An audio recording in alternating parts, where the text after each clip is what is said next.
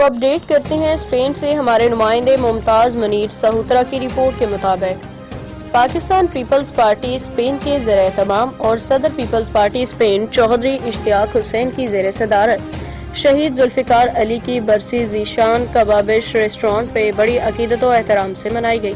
تقریب کا آغاز تلاوت قرآن مجید سے ہوا، جس کی سعادت شیر خان نے حاصل کی، جبکہ اسٹیج سیکرٹری کے فرائض حافظ عبدالرزاق صادق نے سر انجام دیے۔ حافظ عبدالرزاق صادق نے شہید بھٹو کو ایک عالمی لیڈر قرار دیتے ہوئے کہا کہ سوشلسٹ دنیا ذوالفقار علی بھٹو کی جمہوریت کے لیے خدمات کو خراج تحسین پیش کرتی ہے۔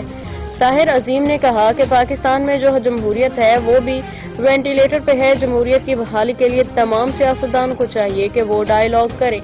رزاق بٹ نے کہا کہ میری ایک تمام پارٹی کارکنان اور دوستوں سے درخواست ہے کہ اپنی آواز چیئرمین پارٹی تک پہنچائیں کہ وہ پنجاب میں آ کے بیٹھیں تاکہ پارٹی اپنی کھوئی ہوئی قدر واپس لے سکے۔ سیکرٹری اطلاعات اسپین جاوید گل نے کہا کہ بھٹو شہید آج زندہ ہوتے تو ہم ایک ترقی یافتہ ملک کے عوام ہوتے۔